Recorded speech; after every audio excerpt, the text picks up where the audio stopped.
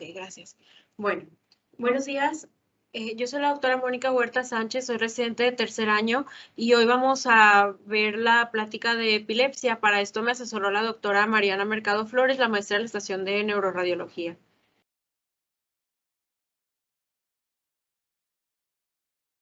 Muy bien, antes de pasar con los hallazgos por imagen y las patologías que nos pueden causar este cuadro clínico, me gustaría que viéramos la definición de crisis convulsivas y de epilepsia. Las crisis convulsivas se definen como la aparición transitoria de signos y o síntomas debido a una actividad neuronal excesiva o asincrónica cortical. Y la epilepsia se define como un grupo de alteraciones neurológicas crónicas manifestadas por crisis convulsivas recurrentes y espontáneas. La clasificación operacional de los tipos de crisis por la Liga Internacional contra la Epilepsia en el 2017 es esta que les estoy presentando y comienza determinando si las manifestaciones iniciales son focales o generalizadas. Si el inicio es indetectable o no está claro, en ese caso las vamos a conocer como de inicio desconocido. Después de esto, una crisis de inicio focal que tiene la conciencia preservada es lo que antes conocíamos como una crisis parcial simple.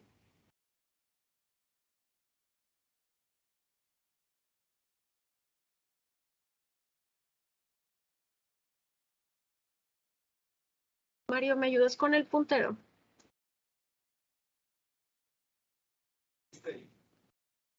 Sí está ahí.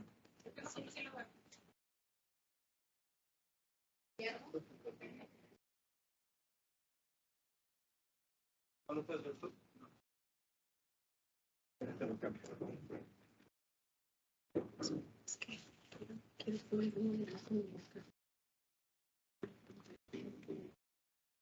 y ya no puedo quitar. Hay que quedar quieto. Desde allá. Está raro, ¿verdad? Ajá. No, se puede. Sí, la tienes un poquito ¿Y cómo hago eso? extendida.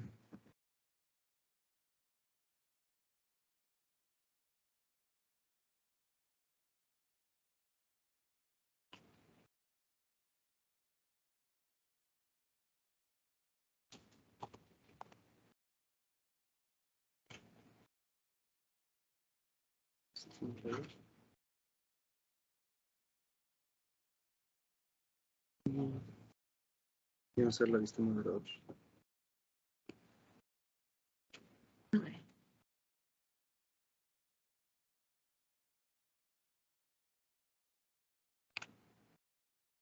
En duplicar se va a ver allá la vista de moderador. No, se puede ver aquí también.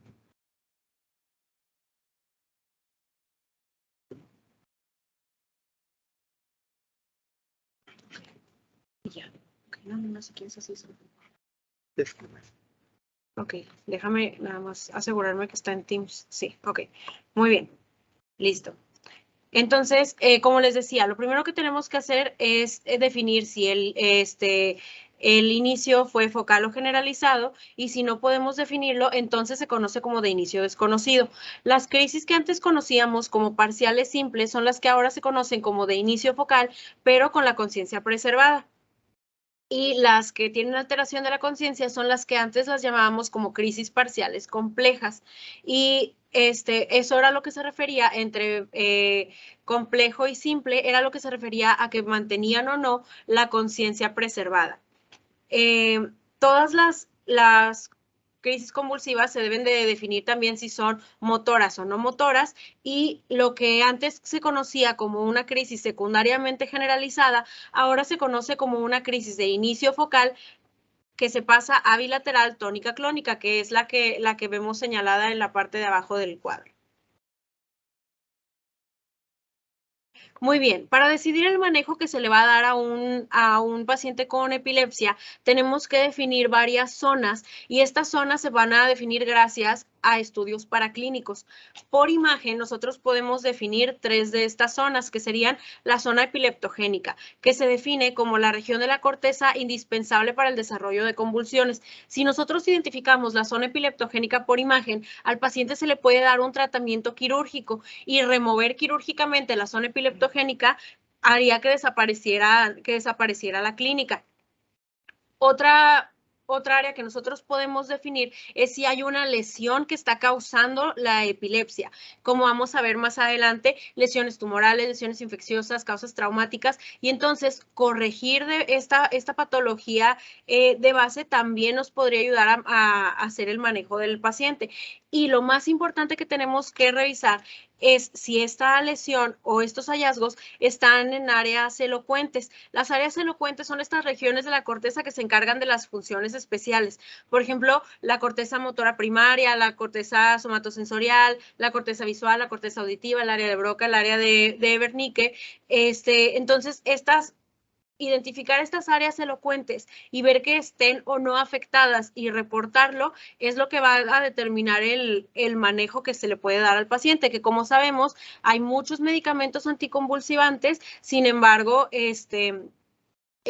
los hallazgos que nosotros veamos por imagen nos ayudan a definir si el manejo puede ser quirúrgico y entonces dar una curación completa para el paciente.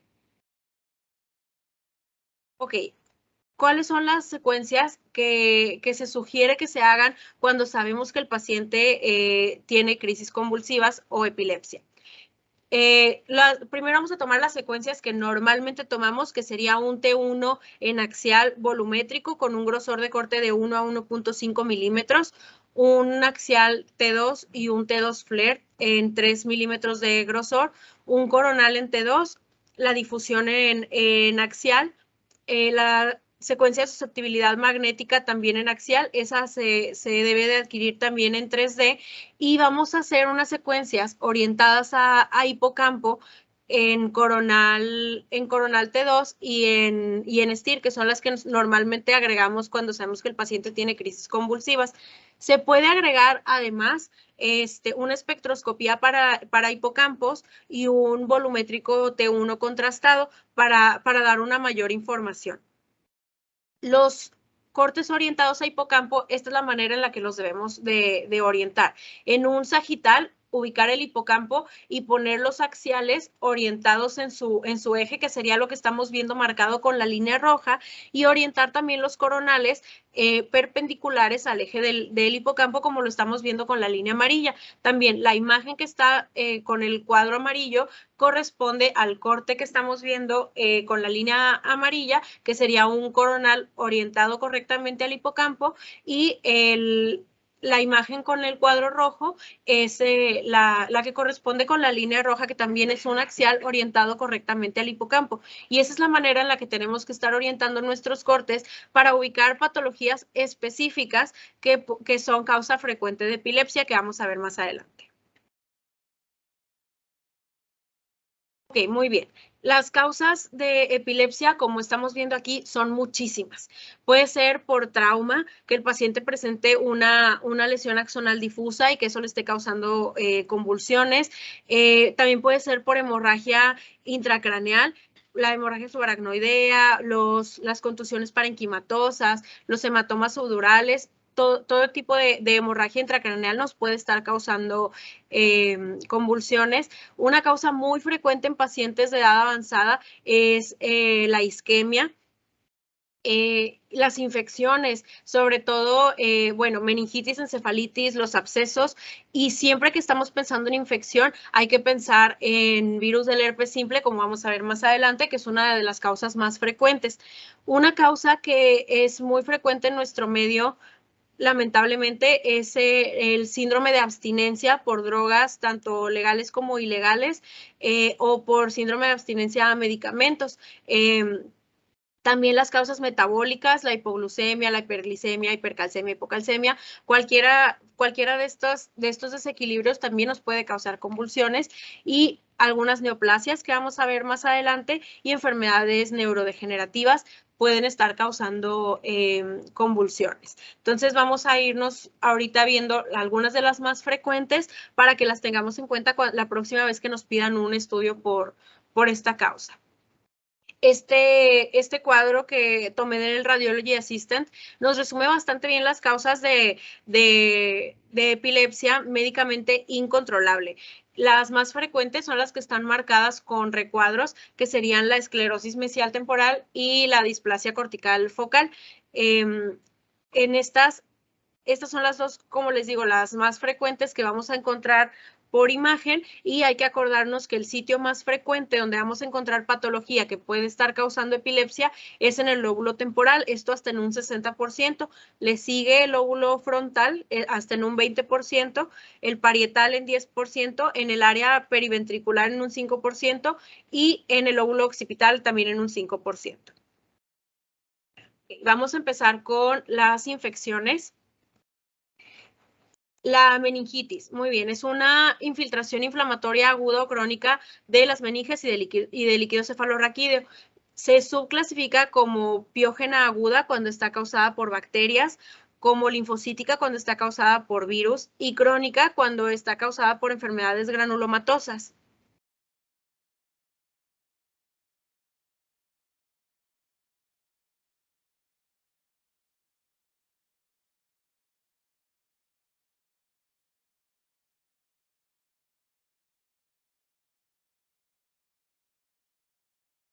Muy bien. Y como lo hemos representado en el esquema, lo que nosotros vamos a buscar es ese exudado que está alrededor de las meninges y en el líquido cefalorraquídeo, que es lo que se representa en el esquema con color verde. Entonces, por imagen, nosotros eso es lo que vamos a estar buscando, el exudado. ¿Y cómo se va a ver?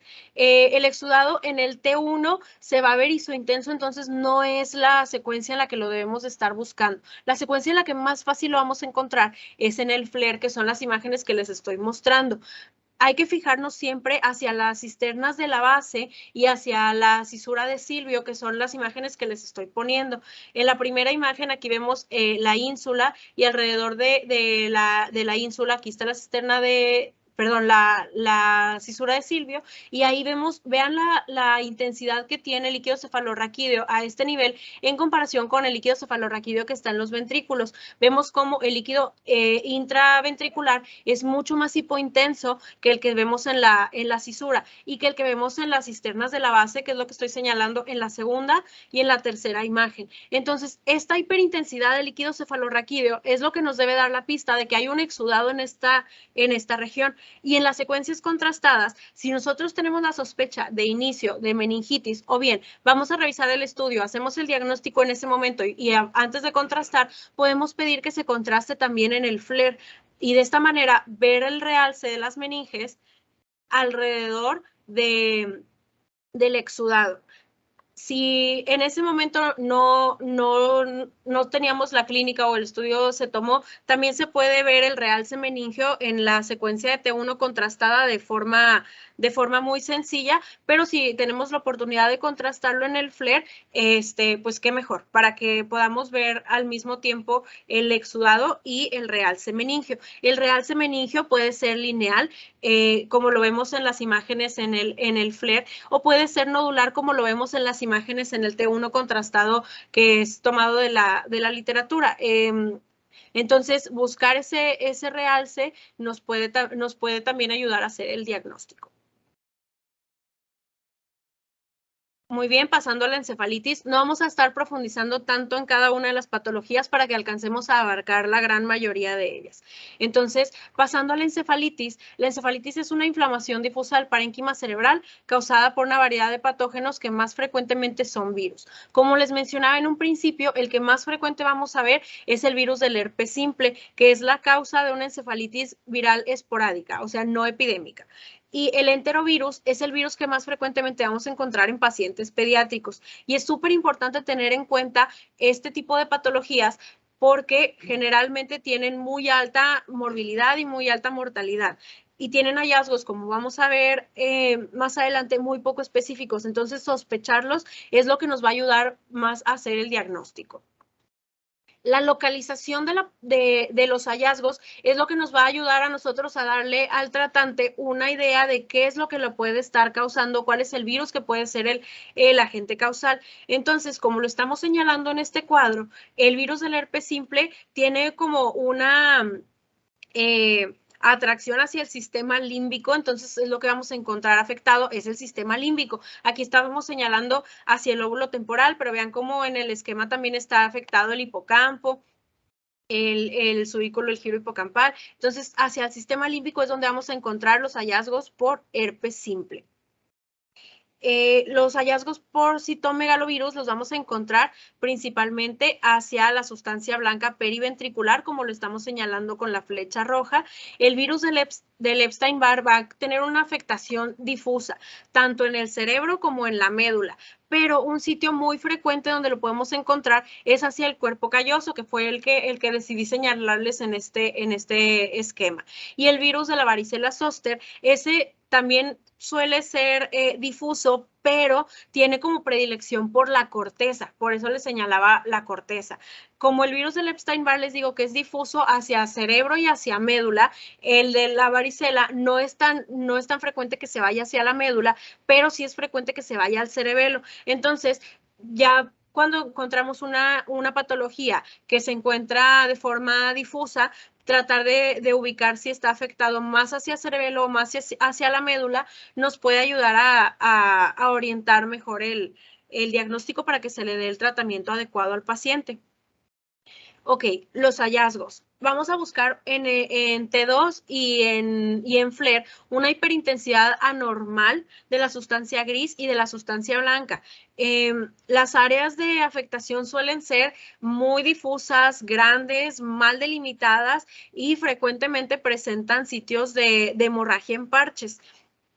Como les decía, las imágenes son muy inespecíficas para hacer el diagnóstico. En el caso que les presento en la pantalla, tenemos una paciente de 36 años con antecedente de VIH, de 5 años de evolución, que tiene mal apego a su tratamiento y vemos en las imágenes eso que les mencionaba, una hiperintensidad mal definida de la sustancia tanto gris como blanca, y vemos también hacia el giro, es el precentral, si aquí está el omega, en el giro precentral vemos esta imagen que ahorita vamos a ver mejor con las otras secuencias, que no tiene aumento de la susceptibilidad magnética, que como les digo, es importante ir a buscarla porque suelen tener hemorragia en parches, pero como vemos acá, está realzando en su periferia. Entonces, podemos estar pensando en que hay un absceso que está causando la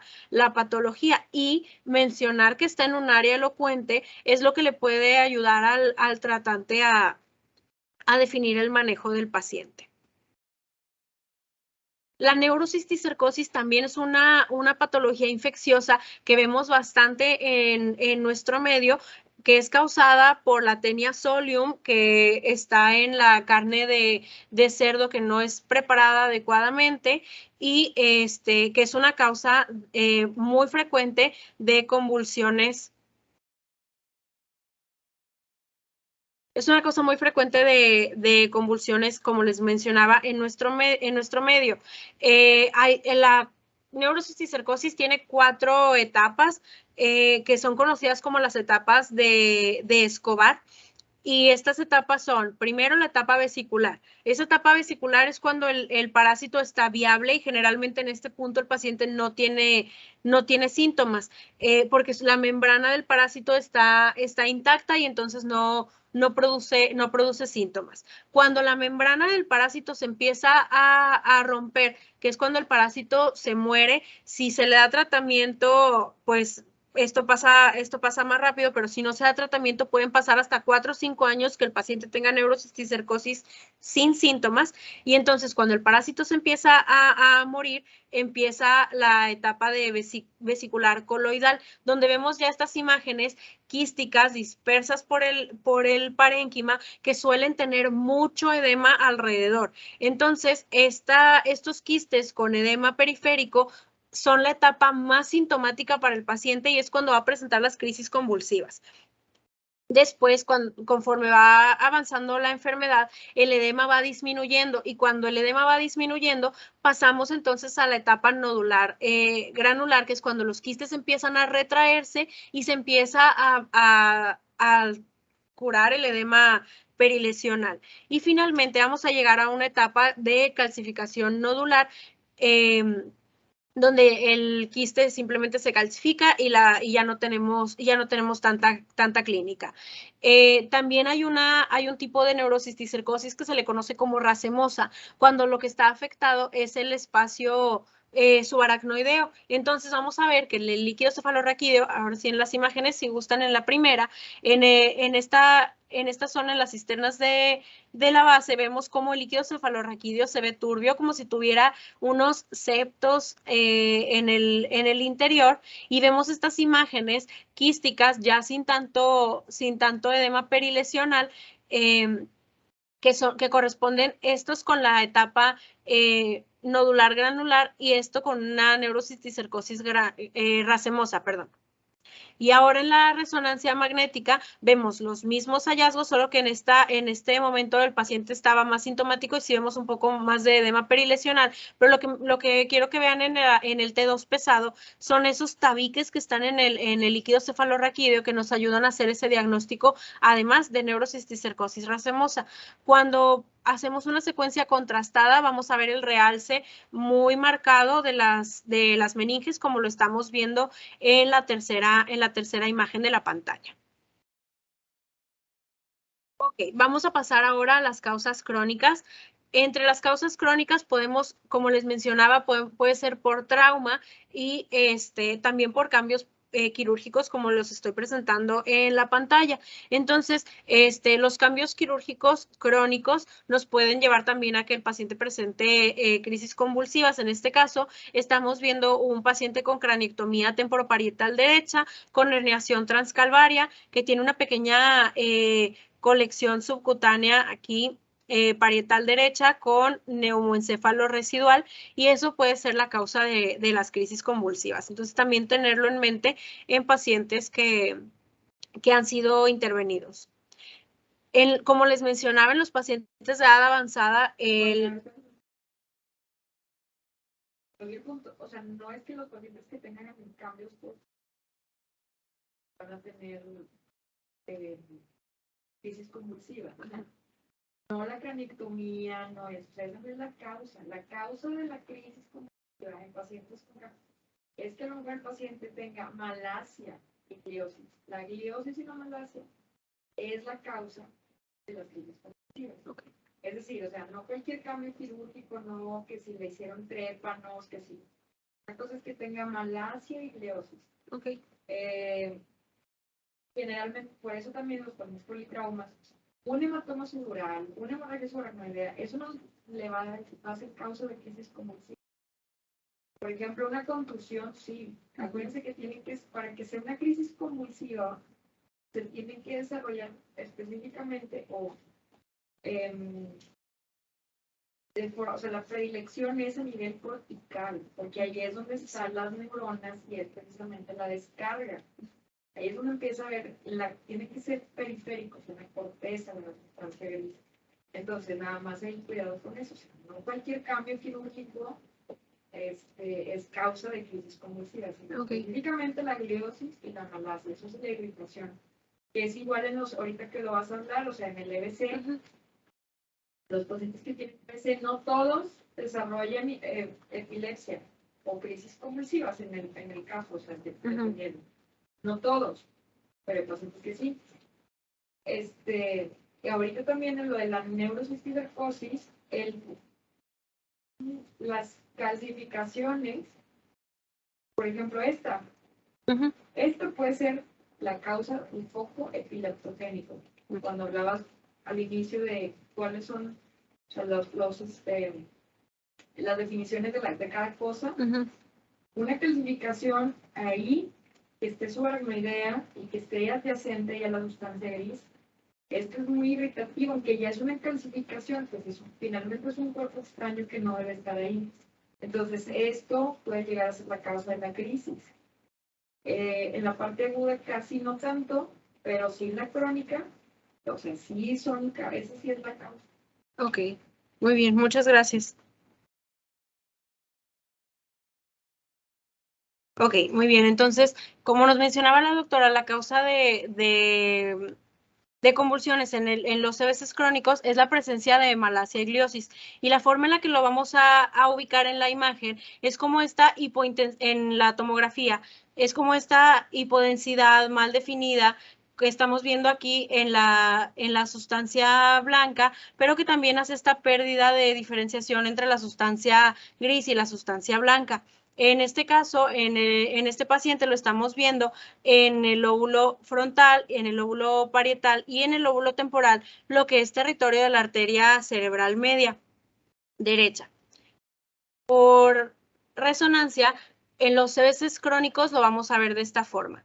En la difusión lo vamos a ver con una difusión facilitada que se presenta por imagen al revés que la restricción. O sea, en la difusión lo vamos a ver hipointenso y en el mapa de ADC lo vamos a ver hiperintenso. Ya esto es lo que describimos como la difusión facilitada.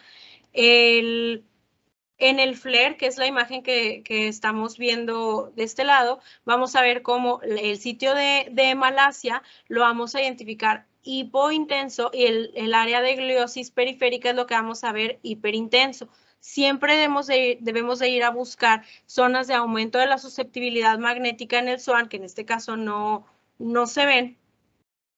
Y en las secuencias en T1 y en T2, en T1 la zona de malasia también la vamos a ver hipointensa y en el T2 vamos a ver hiperintensa tanto la zona de malasia como la zona de gliosis periférica. Ok, la esclerosis mesial temporal. La esclerosis mesial temporal es un patrón específico de pérdida neuronal a nivel del hipocampo, acompañada de gliosis y de atrofia. La etiología es desconocida, pero hay una relación entre crisis febriles prolongadas a edades tempranas y complicaciones en el parto y defectos del desarrollo con la esclerosis mesial temporal. Se va a encontrar esclerosis mesial temporal en el 15% de pacientes con anomalías en el desarrollo y se puede ver asociado con otras patologías como lo vamos a ver más adelante. Es la causa más frecuente de epilepsia compleja en adultos y lo bueno de identificarla es que se puede ofrecer un tratamiento quirúrgico que tiene buenos resultados hasta en el 80% de los casos. Las imágenes que son más sensibles para diagnosticar la esclerosis mesial temporal son las imágenes de T2 y FLAIR en coronal, como lo estamos viendo en la pantalla. Los hallazgos directos son la disminución del hipocampo, el aumento de la intensidad del parénquima del hipocampo en T2 y en FLAIR y la pérdida de la morfología del mismo. Cuando vemos una esclerosis mesial temporal bilateral, suele ser difícil hacer el diagnóstico porque no hay un comparativo. Sin embargo, acordarnos de estos tres signos directos, pues no habría por qué ver un hipocampo que está hiperintenso en T2 o en FLAIR. Entonces, de esa manera podemos hacer el diagnóstico. Hay otros hallazgos indirectos que serían como lo estamos viendo en la imagen, la atrofia del lóbulo temporal ipsilateral.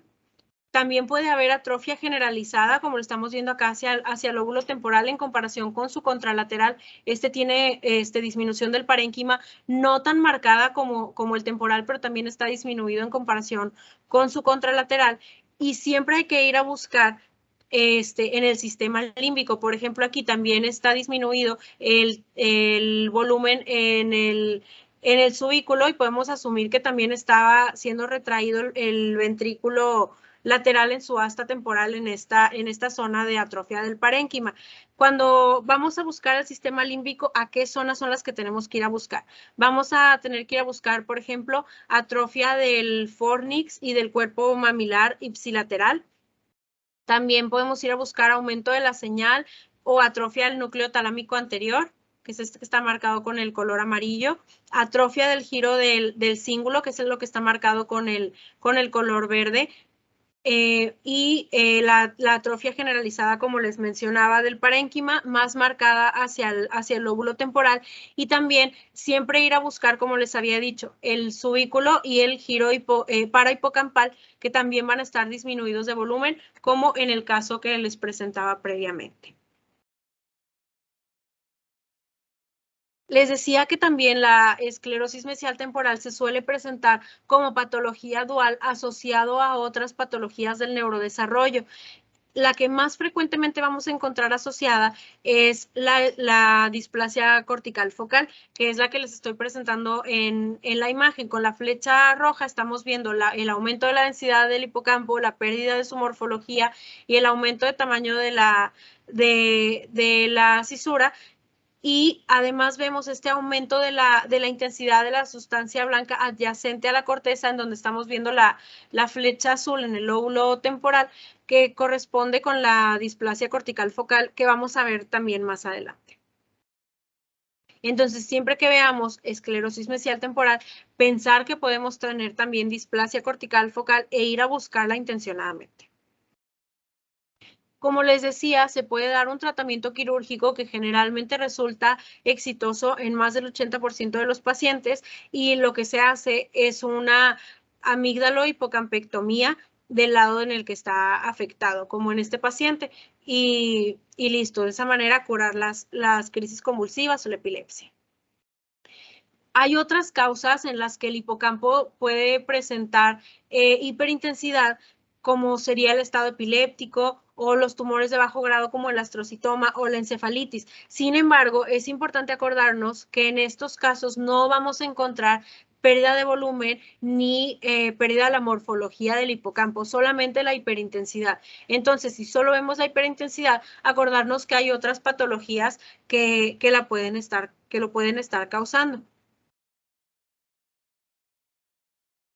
Ok, vamos a pasar ahora a las patologías del neurodesarrollo que representan el 10 al 50% de los casos de epilepsia en niños y de un 4 a un 25% de los casos de epilepsia en los adultos. Las causas de esto pueden ser la proliferación o apoptosis neuronal y glial anormal, una migración neuronal anormal, organización cortical anormal y otras alteraciones que no se pueden agrupar en estas que ya mencioné.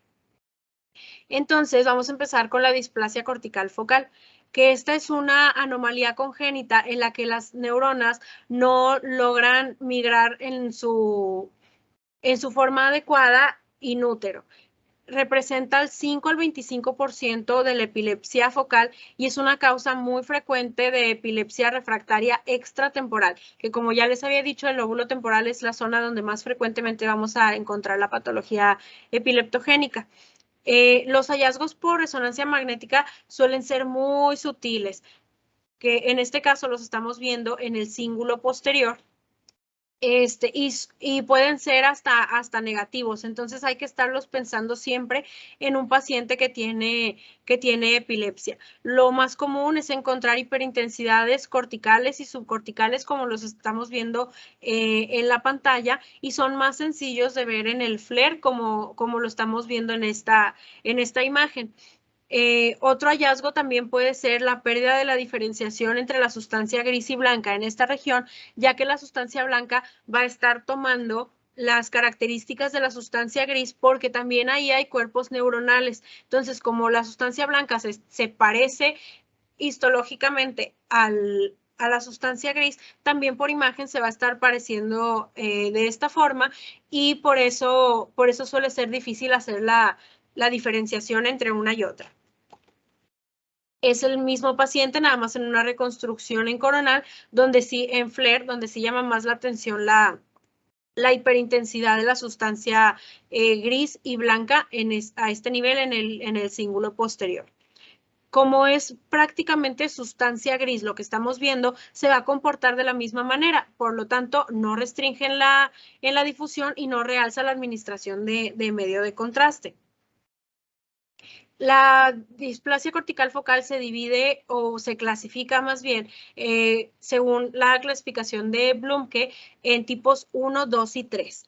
Esto se clasifica dependiendo de la patología asociada o bien de la localización en la que vamos a encontrar esta patología. Si la encontramos en el lóbulo temporal, se clasifica como de tipo 1. En este caso, aquí vemos la hiperintensidad en FLAIR en el lóbulo temporal, y entonces eso nos hace clasificarla como una tipo 1. Los hallazgos son los mismos que ya les estaba mencionando, que es la pérdida de diferenciación entre la sustancia gris y blanca. Puede haber un poco de atrofia del parénquima adyacente, que no es el caso en el que les estoy presentando, y el aumento de la señal tanto de la sustancia gris como de la sustancia blanca. El tipo 2 suele ser hacia el lóbulo frontal, y en este caso lo que vamos a encontrar parece más como un engrosamiento de la sustancia gris, porque también hay como les mencionaba, cuerpos neuronales en la sustancia blanca subcortical que asemejan sustancia gris, y por eso parece que está engrosada. Vemos aquí, por ejemplo, en el lóbulo temporal derecho en comparación con el izquierdo. Vean cómo sí se ve más gruesa la sustancia gris en comparación, y lo vamos a ver igual que como lo mencionábamos. El mismo comportamiento que tenga la sustancia gris va a tener también la displasia cortical focal. Y lo vemos también acá en la representación en coronal de FLAIR, cómo se ve más gruesa la sustancia gris en el lóbulo temporal, perdón, en el lóbulo frontal derecho, y vemos esta hiperintensidad adyacente en el FLAIR. El tipo 3 es el que está asociado con otras patologías. El tipo 3A con atrofia del hipocampo, el tipo 3B con un tumor glioneuronal, el tipo 3C con una malformación vascular y el tipo 3D con una lesión desde la infancia. Entonces, los hallazgos de la de tipo 3 van más dictados por la patología que tiene asociada que por la displasia cortical focal. Y estas patologías las vamos a seguir viendo más adelante, entonces por eso ya no les puse imágenes aquí, porque las vamos a ir viendo más adelante. También las heterotopías de la sustancia gris pueden ser causa de epilepsia. Estas son patologías congénitas que son relativamente comunes y se caracterizan por una interrupción de la migración normal de las neuronas hacia la corteza, resultando en la presencia de las mismas en sitios donde normalmente no deberían de estar.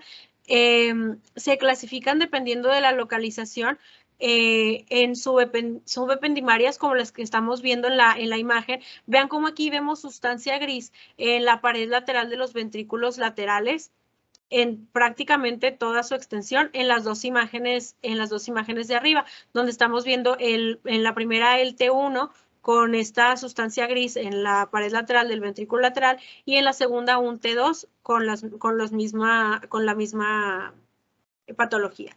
En las imágenes de abajo vemos hacia el asta occipital del ventrículo lateral izquierdo lo mismo, la heterotopía con la sustancia gris en la pared lateral del ventrículo lateral. Y se comporta, como estamos viendo, igual que la sustancia gris. Hiperintensa en comparación con la sustancia blanca en el T2, hipointensa en comparación con la sustancia blanca en el T1, en el FLAIR igual que en el T2, y así se va a comportar en todas las secuencias, igual que la sustancia gris. Esas eran la de clasificación subependimaria. Las que son hay también patología que se puede definir como subcortical, como la que estamos viendo en las imágenes de arriba, que están afectados también hacia los núcleos basales, y también podemos ver la que se conoce como difusa o diseminada, que sería esta que hace como una doble corteza, que también a veces la describen como en banda, que es esta que estamos señalando en las imágenes de abajo. Como les digo, tiene el mismo comportamiento de la sustancia gris, porque precisamente es lo que es. También otra patología que se va desarrollando desde el periodo inútero y en la infancia es la encefalitis de Rasmussen. Es una atrofia hemisférica progresiva de origen desconocido. los pacientes van desarrollando una frecuencia creciente de convulsiones y pueden ir desarrollando también hemiplegia progresiva. Es causa de actividad convulsiva intratable en niños y como les estaba mencionando, es una atrofia progresiva del hemisferio afectado y lo que vamos a encontrar es, como lo vemos en la imagen, lo describen como un hemisferio pequeño con un ventrículo grande, que es lo que estamos precisamente viendo en el caso. Como vemos, la atrofia del hemisferio cerebral derecho con el aumento de tamaño del ventrículo lateral ipsilateral, y en este caso la paciente presentaba también un quiste porencefálico, que es lo mismo, son las mismas hallazgos que vemos nada más en cortes diferentes. La segunda imagen la puse para que veamos también la degeneración valeriana en el pedúnculo cerebral ipsilateral, y también vemos la atrofia del cerebelo. La atrofia del cerebelo suele ser contralateral al sitio de atrofia del hemisferio cerebral. Sin embargo, en esta paciente se veía atrofia generalizada del cerebelo. En el caso de esta paciente sí logramos definir más o menos una causa, que era que tenía una disminución del calibre de la arteria carótida interna derecha en comparación con la arteria carótida izquierda, y aparte tenía una variante anatómica de origen fetal de las arterias cerebrales posteriores. Entonces por eso también veíamos afectado los sitios de circulación posterior en este caso. Muy bien, vamos a pasar a las neoplasias. Todos los tumores cerebrales pueden causar crisis convulsivas, pero hay algunos tumores que típicamente están asociados con la epilepsia y suelen compartir estas características que les estoy presentando en la pantalla, que surgen en una localización cortical. A menudo se localizan en el lóbulo temporal, están estrechamente relacionados con malformaciones del desarrollo. Típicamente los vamos a ver en adolescentes y en adultos jóvenes, y se caracterizan por tener un comportamiento benigno, de crecimiento lento, que se pueden definir de forma marcada y que suelen no presentar edema. También pueden tener signos de cronicidad como remodelación ósea y festoneado de la bóveda craneal adyacente. Uno de los más frecuentes es el ganglioglioma, que es una neoplasia glioneuronal bien diferenciada de crecimiento lento y que es una combinación de células ganglionares dismórficas y gliales neoplásicas. La OMS lo clasifica como de grado 1 y generalmente también se encuentra asociado a displasia cortical focal. Tiene alteraciones de señalización de varias vías y mutaciones de genes como el gen BRAF, hasta en un 20 al 60%. Entonces, como lo vemos en la imagen, suelen tener regiones quísticas con una porción sólida y, como lo mencionábamos, suelen estar hacia el lóbulo temporal y no presentar tanto edema y ser de crecimiento lento. Como lo vemos en las imágenes, en el T1 suele ser hipo-iso-intensa, en este caso lo vemos más iso-intenso a la sustancia gris, y raramente va a ser hiperintenso. Suelen tener calcificaciones, como en esta lo vemos en el centro, y puede haber displasia cortical focal asociada, como lo había mencionado antes. En el FLAIR suele ser hiperintenso, y en el FLAIR suele ser hiperintenso, y en el T2 vamos a ver cómo el quiste se va a ver hiperintenso porque tiene comportamiento de líquido. No son lesiones que realzan mucho a la administración de gadolíneo, como lo estamos viendo en la cuarta imagen, pero pueden realzar discretamente. Otro tumor que es frecuente que cause crisis convulsivas es el oligodendroglioma. Esto es un glioma infiltrante difuso. Sus características generales es que es una masa cortical generalmente, pero puede ser también subcortical, que tiene bordes mal definidos. El 95% es de localización supratentorial y se localiza más frecuentemente hacia el lóbulo frontal. Representa alrededor del 30% de los gliomas en adultos y la incidencia anual es de un caso nuevo por cada 100,000 personas al año. Los tumores de bajo grado, como los que vemos, como este y el que vimos previamente, el ganglioglioma, se diagnostican generalmente después de un historial prolongado de crisis convulsivas y cefaleas. Las presentaciones malignas generalmente se presentan con déficit neurológico grave de progresión rápida y pueden tener signos de hipertensión intracraneal como cefalea y vómito. En la tomografía simple, que es la primera imagen que estamos viendo en la pantalla, suele ser hipo o isointenso. El 70 al 90% presentan calcificaciones, como lo estamos viendo, y la calcificación suele ser en una organización giriforme o pueden estar como de tipo nodular, pero agrupadas. Es súper importante que cuando veamos, como lo habíamos mencionado en las características generales, cuando veamos que la bóveda craneal está remodelada, vayamos intencionadamente a buscar un tumor de este tipo porque suelen presentarse con remodelación del cráneo adyacente.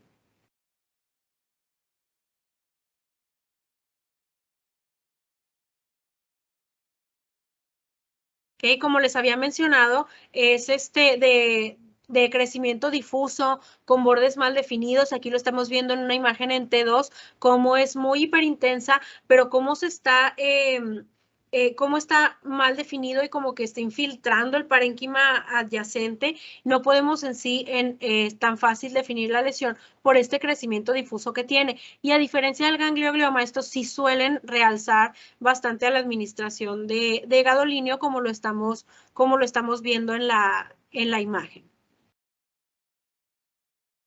Ok, vamos a pasar con el tumor disembrioplástico neuroepitelial, mejor conocido como DNET, que es una neoplasia glioneuronal de base cortical. Frecuentemente está asociado a displasia cortical focal, suele tener mutaciones de tipo activadoras en el FGFR1, o sea, el factor de crecimiento, y la clínica generalmente son convulsiones de las que antes conocíamos como complejas parciales y que son resistentes a medicamentos. Es el segundo tumor epileptogénico más frecuente en niños. El más frecuente es el que les mostré primero, el ganglioglioma, y suelen describirlo como imágenes burbujeantes, como lo vemos en el esquema que está en la pantalla. Entonces, en los hallazgos por imagen, lo que vamos a encontrar es una imagen en forma de cuña o en forma ovoide que tiene localización cortical o subcortical y que va también a causar una remodelación de la tabla interna de la bóveda del cráneo, igual que el oligodendroglioma. Esto hasta en un 60% de los casos. Como les decía, es una masa que describen como burbujeante en la patología. En las imágenes en FLAIR va a ser muy hiperintensa, que eso nos puede ayudar a identificar que ahí hay una patología, porque también los hallazgos suelen ser discretos en las imágenes en T1, donde se ve de ISO a hipointenso. En este caso sí se ve una zona hipointensa que nos ayuda a hacer el diagnóstico en el lóbulo temporal, en el giro frontal medio del lado izquierdo, que en el FLAIR y en el T2 se ve hiperintenso. Y esta nada más es una reconstrucción sagital para que vean cómo la porción quística tiene estos septos, que es lo que nos ayuda a hacer esa descripción como de burbujas. También la enfermedad metastásica puede condicionar crisis convulsivas, y sabemos que para identificar la enfermedad metastásica lo más frecuente es encontrar lesiones múltiples. En este caso tenemos varias imágenes en T1, arriba simple y abajo con con gadolinio, donde vemos múltiples lesiones hiperintensas que realzan a la administración del medio de contraste en un paciente con diagnóstico de melanoma. Entonces, siempre tener en mente que la enfermedad metastásica también puede condicionar crisis convulsivas o epilepsia. Las malformaciones vasculares representan hasta el 5% de los casos de pacientes con crisis convulsivas o epilepsia. Vamos a empezar con las malformaciones arteriovenosas, que son malformaciones vasculares intracraneales que tienen alto flujo. Se componen de una arteria nutricia y después un nido vascular, que en este caso estamos viendo el nido vascular en una resonancia en T2, una en T1 y en una angioresonancia magnética con sustracción. Vemos también que suelen tener venas de drenaje, y entonces esa es la patología, una arteria nutricia, un nido y después sus venas de drenaje. Como son malformaciones de flujo rápido, en la resonancia son fáciles de identificar porque crean estos vacíos de flujo, que son esas imágenes hipointensas que vemos en el T2 y en el T1, que nos pueden ayudar a identificar el nido. Hay una clasificación para las malformaciones arteriovenosas que son lo que nos va a ayudar a que ayudemos al tratante a dar el manejo al paciente.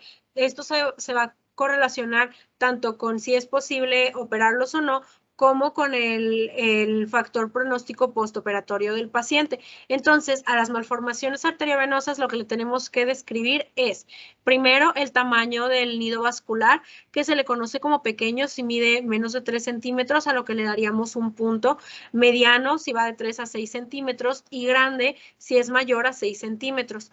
Si afecta las áreas elocuentes que ya les había comentado en un principio, que son la corteza motora, la corteza sensitiva, el área del lenguaje, el área visual, el hipotálamo, el tálamo, el tallo o los núcleos del cerebelo, si está afectada a cualquiera de estas zonas, también es importante mencionarlo y buscar el drenaje venoso. Si el drenaje venoso va hacia las venas superficiales o si el drenaje venoso va hacia las venas profundas, porque también de esto depende el manejo quirúrgico.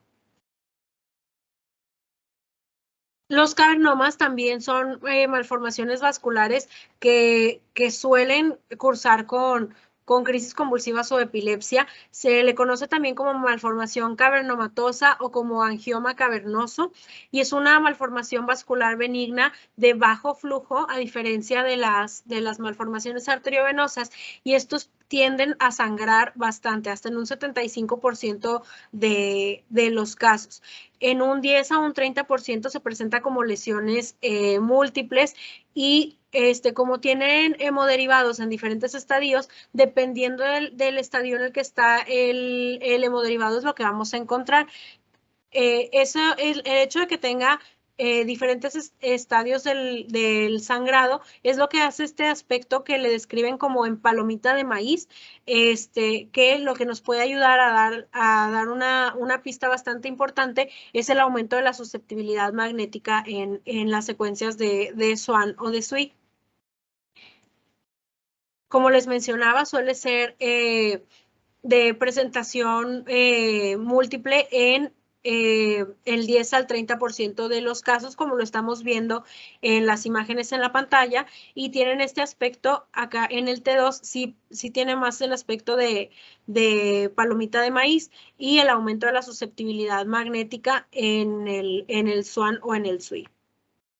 También hay una clasificación para los cavernomas, que es la clasificación de Zambransky. Esto depende de la hemorragia al momento de que se tome el estudio. Por ejemplo, en el tipo 1, que es el que vemos en la parte de arriba, es un tipo de hemorragia subaguda. Eso quiere decir que en el T1 lo vamos a ver, como lo vemos en el esquema y en la imagen de resonancia, hiperintenso, y en el T2 lo podemos ver hipo o hiperintenso, con aumento de la susceptibilidad magnética, como ya lo habíamos mencionado en estas secuencias. El tipo 2 es una lesión que es la que más frecuentemente vamos a ver, que es la que describen como la de palomita de maíz, que va a tener tanto en T1 como en T2 un centro heterogéneo, como lo estamos viendo tanto en el esquema como en la resonancia. El tipo 3 es una resonancia, perdón, el tipo 3 es una hemorragia crónica que en el T1 vamos a tener un centro que va de hipo a isointenso, y en el T2 un centro hipointenso, como lo estamos viendo en la pantalla. Este es fácil de ubicar porque tiene en el SWAN un halo grueso hipointenso de aumento de la susceptibilidad magnética. El tipo 4 son zonas de múltiples microhemorragias, entonces lo que vamos a encontrar son en el SWAN puntos con aumento de la susceptibilidad magnética. Y el tipo 5 es ahí es prácticamente pura hemorragia, y al centro de la hemorragia vamos a encontrar una porción del cavernoma que se distingue parcialmente dentro de la hemorragia. Y bueno, a manera de conclusión, la patología que puede causar crisis convulsivas o epilepsia es muchísima, es muy amplia, y tenemos que tenerla en cuenta todo al momento de estar, de tener un paciente con este tipo de padecimientos. Siempre tratar de recordar las causas más frecuentes, como lo mencionábamos ahorita, las infecciones, los sitios de malacia y gliosis, para poder entonces identificarlos antes de. Si nosotros identificamos el sitio por ejemplo, de infección antes de pedir el contrastado, podemos pedir estas secuencias que nos apoyen más, o si no las identificamos, pensar siempre en la esclerosis mesial temporal, que va a necesitar estos cortes orientados a hipocampo, tanto en axial como en coronal, y solicitarlos para que podamos hacer el diagnóstico de una forma más sencilla y apoyar a que se le haga el manejo correcto al paciente.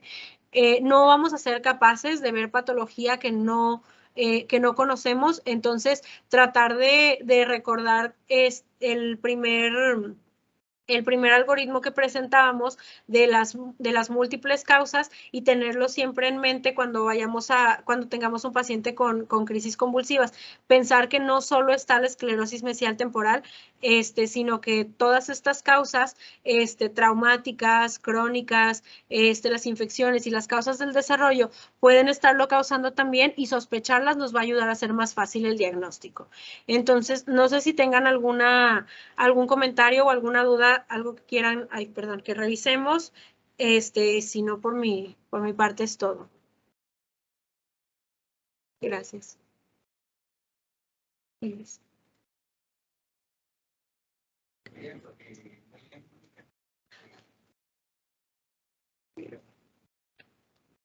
Buenos días.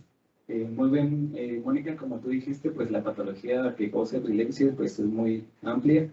Tal vez algo que quisiera agregar es en los protocolos, que no a todos los pacientes que tienen epilepsia pues se les va a administrar medio de contraste. Todo va a depender de la patología. A veces en esclerosis mesial temporal, pues una de las cosas para administrar el medio de contraste es que tenga una patología dual, como ya mencionaste.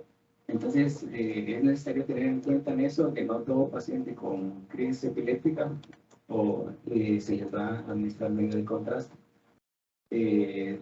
La otra, ya se me olvidó. Sí, que también una secuencia que nos puede ayudar mucho es la de inversión-recuperación, porque cuando estamos pensando en estrés corticales, pues es mucho más fácil visualizarla por el contraste que hace la sustancia blanca con la sustancia gris. Ok. Y muchas gracias.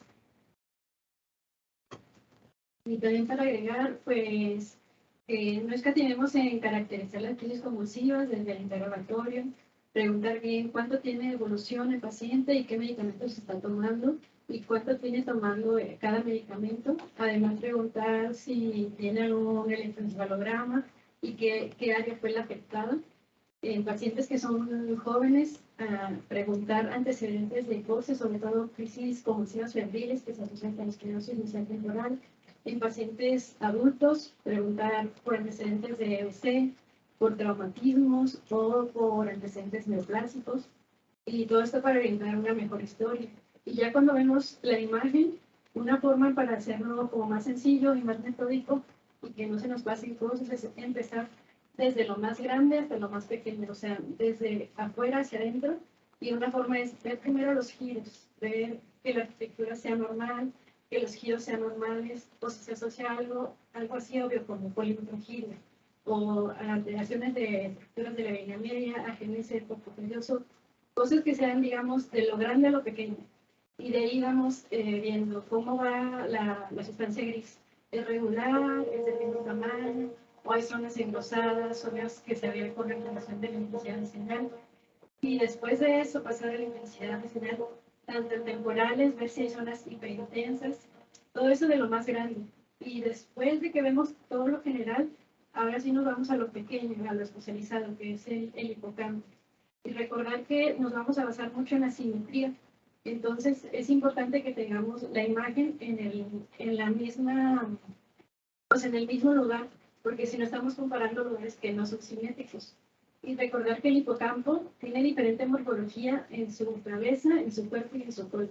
Y entonces las alteraciones las tenemos que buscar en el lugar indicado, si no puede ser que nos confundamos y sea difícil. Y pues eso. Ok, gracias. ¿Alguien tiene alguna pregunta o algún comentario?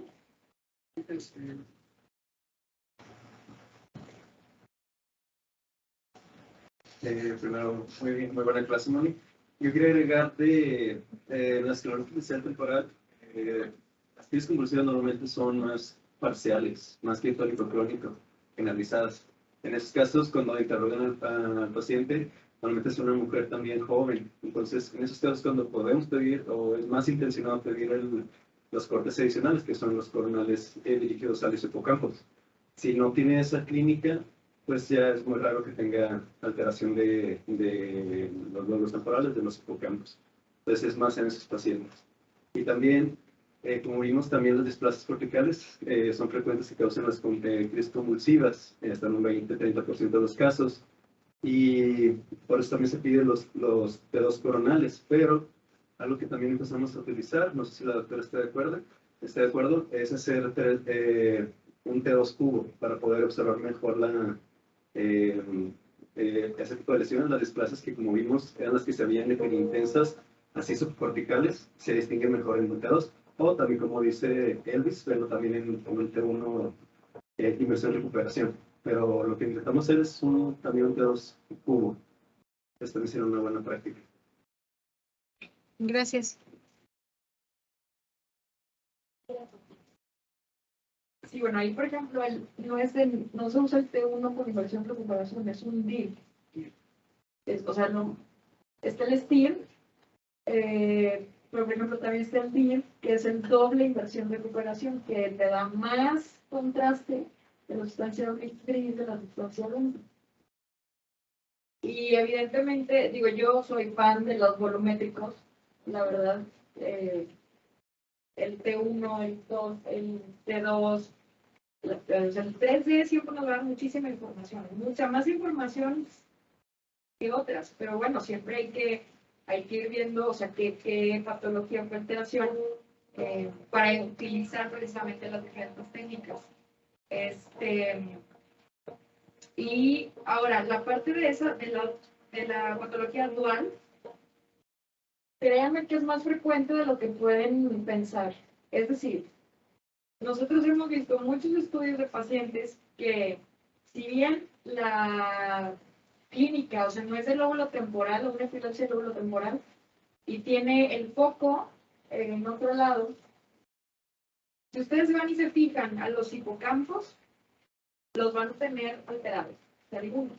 Es decir, como que todo, o sea, finalmente como que el hipocampo o el sistema límbico es el que recoge todo eso y se va afectando, se va afectando, se va afectando, se va afectando, y por eso empieza a ser más chico. Es decir, puede ser un paciente que tenga un cavernoma en otro lado y puede tener esclerosis facial temporal, o sea, como que también es una consecuencia de otra patología, es decir, de las descargas, o sea, las múltiples descargas, precisamente epileptogénicas, van y a veces se terminan ahí, o sea, es donde se va a afectar, también es una consecuencia, o sea, no siempre lo vean como que con una causa. Entonces, cuando encuentren algo, pues después vayan a fijarse al hipocampo o al sistema límbico en general y se van a dar cuenta que hay una coexistencia precisamente de diferentes alteraciones o patologías. Bueno, ya estamos sobre tiempo, no sé si alguien quiere agregar algo, alguna pregunta.